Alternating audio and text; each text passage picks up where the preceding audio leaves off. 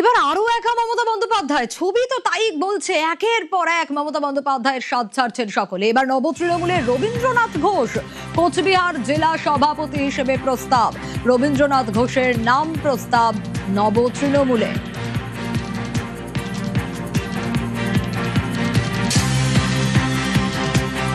ক্রমশ দেখা যাচ্ছে ৪ঠা মের পর থেকে খেলা ঘুরতে শুরু করে এবং দেখা যায় যারা মমতা বন্দ্যোপাধ্যায়ের একদা ছায়া সঙ্গী একে একে, সেটা মমতা বন্দ্যোপাধ্যায়ের মহিলা ব্রিগেড হতে পারে বা এছাড়াও যারা তার সঙ্গে সারাক্ষণ থাকতো, আশেপাশে থাকতো, তারা একে একে মমতা বন্দ্যোপাধ্যায়ের স্বাদ ছেড়েছে।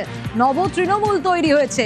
আর এবার নব তৃণমূলে কি রবীন্দ্রনাথ ঘোষ? শুভঙ্কর রয়েছে আমার সঙ্গে, জানার চেষ্টা করি। শুভঙ্কর, সোনিয়া, তোমাকে জানিয়ে রাখি, কোচবিহার জেলা তৃণমূলের দীর্ঘদিনের প্রবীণ নেতা রবীন্দ্রনাথ ঘোষ দীর্ঘদিন যে তৃণমূলের জন্মলগ্ন থেকে তিনি তৃণমূল করতেন, পরবর্তীতে মমতা বন্দ্যোপাধ্যায়ের মন্ত্রিসভার সদস্য ছিলেন, যদিও বিগত নির্বাচনে তিনি টিকিট পাননি।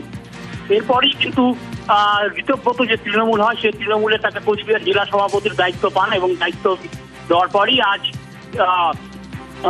তিনি বিস্ফোরক মন্তব্য করেন। তিনি যেটা জানিয়েছিলেন, মমতা বন্দ্যোপাধ্যায় এখনো তার নেত্রী, তিনি একজন যোদ্ধা, তাই তাকে নেত্রী বলে মনে করেন, কিন্তু তার হাতে ক্ষমতা ছিল না, ক্ষমতা অন্য একজনের কাছে কুক্ষিগত হয়ে গিয়েছিল এবং তার ফলেই জেলায় জেলায় কিছু ধান্দাবাজ লুটেরাদের হাতে ক্ষমতা চলে গিয়েছিল এবং যার ফলস্বরূপে কিন্তু আজ রাজ্যের তৃণমূলের এই বেহাল দশা।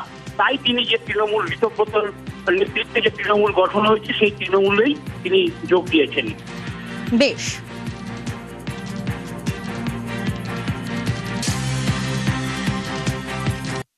ঋতব্রত তৃণমূল বলে কোনো তৃণমূল নেই, প্রত্যেকটাই তৃণমূল কংগ্রেস। তৃণমূল কংগ্রেসে আগেও ছিলাম, এখনো আছি, আগামী দিনেও তৃণমূল কংগ্রেসই থাকবো। মেজরিটি লোক যেখানে থাকবে, বিশেষ করে উত্তরবঙ্গের যে সমস্ত তৃণমূল নেতা আছে, এমএলএ আছে, তারা যেভাবে থাকবে, যেখানে থাকবে একসাথে, আমাদেরও সেখানেই থাকা প্রয়োজন বলে মনে করছি। দিদির হাতে কি সত্যি আর ক্ষমতা আছে?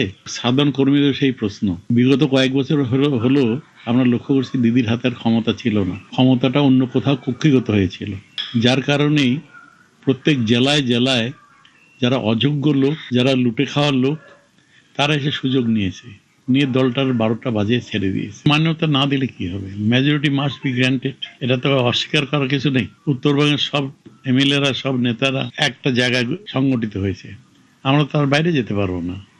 এবং এই প্রথম উত্তরবঙ্গ থেকে রাজ্য তৃণমূল কংগ্রেসের সভাপতি নির্বাচিত হয়েছেন বিপ্লব মিত্র।